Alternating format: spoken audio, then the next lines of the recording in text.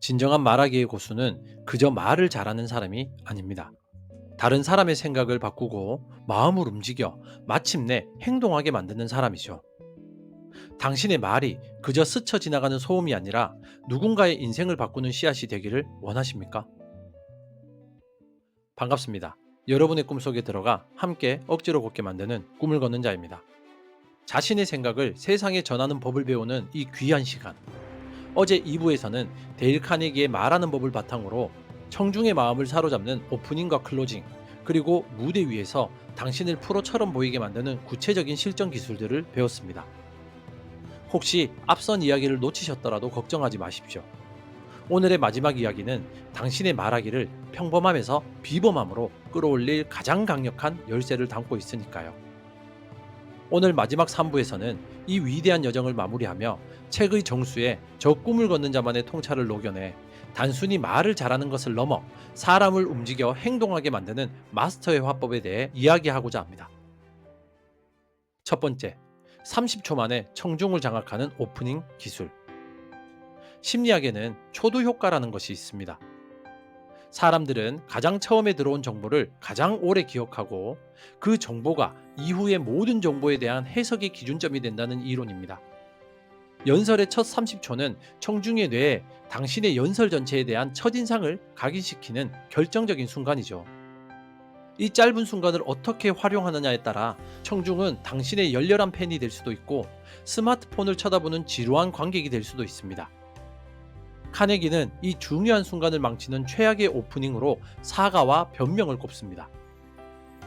제가 준비가 부족해서, 혹은 제가 이런 자리에 설 자격이 안 되는데와 같은 말은 청중의 머릿속에 이 사람의 이야기는 들을 가치가 없다는 첫인상을 스스로 심어주는 것과 같습니다.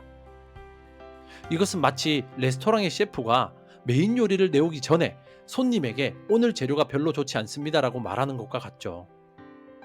그 말을 듣는 순간 손님은 어떤 요리가 나와도 색안경을 끼고 맛을 볼 수밖에 없겠죠. 그렇다면 어떻게 시작해야 할까요? 카네기는 청중의 뇌를 즉시 깨우는 7가지 강력한 무기를 제시합니다. 호기심 자극, 흥미로운 이야기, 구체적인 예시, 볼거리, 질문, 유명인의 말 인용, 충격적인 사실이 그것입니다. 이 기술들의 공통점은 무엇일까요? 바로 청중의 뇌를 수동적인 듣기 모드에서 능동적인 생각 모드로 전환시킨다는 점입니다. 예를 들어, 만약 여러분에게 시간을 되돌릴 기회가 주어진다면 언제로 돌아가고 싶으신가요? 라는 질문을 던지는 순간 청중은 더 이상 방관자가 아니라 당신의 이야기에 참여하는 참여자가 됩니다. 그들의 뇌는 질문에 대한 답을 찾기 위해 활발하게 움직이기 시작하죠. 스토리는 감정을 자극하여 메시지를 기억에 오래 남게 하고, 충격적인 통계는 상식을 깨뜨려 지적인 충격을 줍니다. 이 모든 기술의 핵심은 단 하나입니다.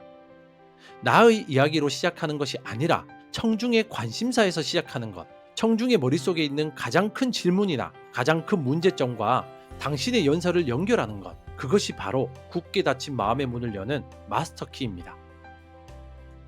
두 번째, 저항 없이 상대를 설득하는 심리 전략. 우리는 종종 설득을 논리적인 전투라고 착각합니다. 더 많은 데이터와 더 완벽한 논리로 상대방을 압도하면 승리할 것이라고 믿는 것이죠. 하지만 카네기는 이것이 가장 어리석은 접근법이라고 단언합니다. 왜냐하면 인간은 이성적인 존재인 동시에 감정적인 존재이기 때문입니다. 심리학에서는 심리적 반발 이론이라는 것이 있습니다. 사람들은 자신의 자유가 위협받는다고 느끼면 그 위협에 저항하려는 본능적인 반발심을 갖게 된다는 이론입니다. 당신이 당신 생각이 틀렸습니다, 제 말이 맞습니다 라고 말하는 순간 상대방에 대해서는 당신의 논리를 분석하는 대신 자신의 입장을 방어하고 당신을 공격하려는 반발심이 먼저 작동되기 시작하죠. 이것은 마치 상대방의 성문을 향해 대포를 쏘는 것과 같습니다. 대포 소리가 클수록 성문은 굳게 닫히고 성안의 병사들은 더욱 필사적으로 저항할 뿐입니다. 카네기는 이 성문을 여는 유일한 열쇠는 논리라는 공성추가 아니라 꿀 한 방울이라고 말했습니다. 이솝 우화에서 바람과 햇님 이야기처럼 옷을 억지로 벗기려 할수록 나그네는 옷을 더 단단히 여미지만 따뜻한 햇살을 쬐어주면 스스로 옷을 벗게 되는 원리입니다. 여기서 꿀과 햇빛이란 바로 상대방에 대한 인정, 칭찬, 공감을 의미합니다. 논쟁을 시작하기 전에 상대방의 의견에서 일리가 있는 부분을 먼저 인정해줘야 됩니다. 예를 들면 뭐뭐라는 점에서는 저도 전적으로 동감합니다. 그리고 그의 노력이나 의도를 칭찬해줍니다. 예를 들면 그 문제에 대해 그렇게 깊이 고민하셨다니 정말 대단하십니다. 이런 형태로 그의 입장을 충분히 이해한다는 공감의 표현을 먼저 건네는 것입니다. 이러한 접근은 로버트 치알디니가 그의 명저 설득의 심리학에서 말한 호감의 법칙과 상호성의 법칙을 동시에 활용하는 고도의 심리 전략입니다. 나를 인정하고 좋아하는 사람의 의견은 더 쉽게 받아들이게 되고 먼저 호의를 받은 사람은 무언가를 되갚고 싶어하는 마음이 생기기 때문이죠. 진정한 설득의 대가는 논쟁에서 이기는 사람이 아니라 애초에 논쟁 자체를 할 필요가 없는 상황을 만드는 사람이죠. 먼저 꿀을 건네 상대방이 스스로 성문을 열고 당신을 맞이하게 만드십시오. 세 번째, 평생 기억에 남을 클로징의 기술. 초두 효과만큼이나 중요한 것은 바로 최신 효과입니다. 사람들은 가장 마지막에 들은 정보를 가장 생생하게 기억하는 경향이 있죠. 연설의 마무리는 당신의 메시지를 청중의 머릿속에 영원히 각인시킬 마지막 기회이자 그들의 마음속에 행동의 씨앗을 심을 수 있는 가장 비옥한 순간입니다. 카네기는 용두사미처럼 힘없이 끝나는 연설이 되지 않도록 목적에 맞는 강력한 클로징을 설계하라고 말합니다. 그는 5가지 효과적인 마무리 기술을 제시합니다. 첫 번째는 핵심 내용 요약입니다. 가장 단순하지만 가장 효과적인 방법인 셈이죠. 이것은 마치 여행을 마친 뒤 가장 좋았던 장소들의 사진을 모아 앨범을 만들어주는 것과 같죠. 앨범을 통해 여행의 전체적인 의미와 감동을 다시 한번 정리하고 기억하게 만드는 것이죠. 청중이 집으로 돌아갈 때 당신의 연설에서 딱 한두 문장만 기억하게 만든다는 생각으로 핵심을 반복해주는 것입니다. 두 번째는 구체적인 행동 촉구입니다. 당신의 연설이 청중의 삶을 바꾸길 원한다면 그들이 무엇을 해야 할지 명확하게 알려주어야 합니다. 오늘부터 딱 한 가지만 실천해 봅시다와 같이 명확하고 실행 가능한 미션을 부여하는 것입니다. 세 번째는 진심이 담긴 칭찬입니다. 청중의 노력이나 가능성을 진심으로 칭찬하며 마무리하면 그들은 존중받는다는 느낌과 함께 긍정적인 감정으로 당신의 연설을 기억하게 될 것입니다. 넷째, 유머러스한 마무리입니다. 긴장감 있는 내용이었다면 가벼운 유머로 분위기를 전환하며 웃음 속에서 마무리하는 것도 좋은 방법입니다. 마지막으로 감동적인 시구나 명언 인용입니다. 연설의 주제를 함축하는 아름다운 문장은 당신의 메시지에 깊은 여운과 품격을 더해주죠. 스티브 잡스가 스탠포드 연설을 Stay Hungry, Stay Foolish라는 말로 끝맺었던 것처럼 말이죠. 이 모든 기술의 공통점은 무엇일까요? 바로 계획되었다는 것입니다. 즉흥적으로 끝내는 것이 아니라 어떤 감정과 메시지를 남길지 철저히 계산된 마무리만이 청중의 마음에 사라지지 않는 흔적을 남길 수 있습니다. 당신의 마지막 한 문장이 누군가의 인생을 바꾸는 첫 문장이 될 수도 있습니다. 네 번째, 의미를 10배 증폭시키는 명확성의 기술. 당신이 아무리 위대한 아이디어를 가지고 있더라도 그것이 상대방의 머릿속에 구체적인 그림으로 그려지지 않는다면 그 아이디어는 공허한 외침으로 끝날 뿐입니다. 우리의 뇌는 추상적인 개념을 처리하는데 많은 에너지를 소모합니다. 그래서 너무 복잡하고 모호한 이야기가 계속되면 뇌는 에너지를 아끼기 위해 의식의 셔터를 내려버리죠. 카네기는 청중의 뇌에 과부하를 주지 않고 메시지를 쉽고 명확하게 전달하는 4가지 기술을 제시합니다. 첫째, 익숙한 것에 빗대어 설명하는 비유입니다.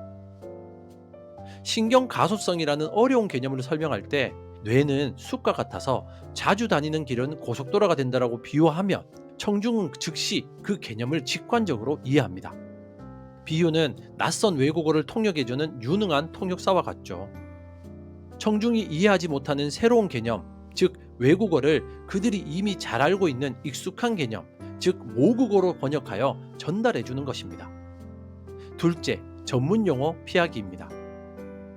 당신이 특정 분야의 전문가일수록 초심자들은 당신의 말을 이해하기 어렵습니다. 아인슈타인은 6살 아이에게 설명할 수 없다면 당신도 제대로 이해하지 못한 것이다라고 말했습니다.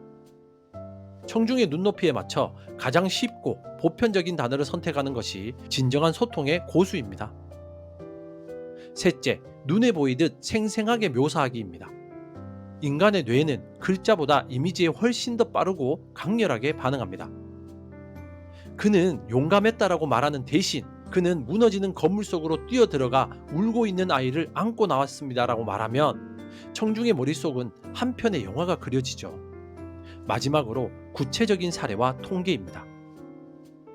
운동은 중요합니다라는 막연한 주장보다 매일 30분씩 걸으면 심장병 걸릴 확률이 20%가 감소합니다라는 구체적인 사례가 훨씬 더 설득력이 있습니다. 이 모든 기술의 핵심은 추상을 구체로 바꾸는 것입니다. 당신의 메시지를 청중이 만지고 보고 느낄 수 있도록 만드십시오. 그러면 그들은 당신의 이야기를 절대 잊지 못할 것입니다. 결국 진정한 말하기란 내 입에서 나오는 소리가 아니라 듣는 사람의 마음속에서 일어나는 변화였습니다. 오늘 우리는 두려움을 넘어 기술을 익히고 마침내 사람의 마음을 움직여 행동하게 만드는 말하기의 최종 단계를 배웠죠. 당신이 만약 세상을 위해 단 하나의 선한 행동을 사람들에게 촉구하는 연설을 할 수 있다면 당신은 어떤 행동을 촉구하고 싶으신가요?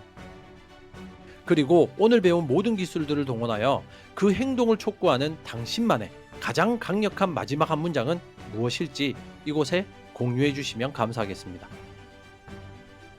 당신의 그 한 문장이 잠들어 있던 세상을 깨우는 거대한 울림의 시작이 될 것입니다. 당신의 꿈 곁에서 함께 조용히 걷게 만드는 꿈을 걷는 자였습니다.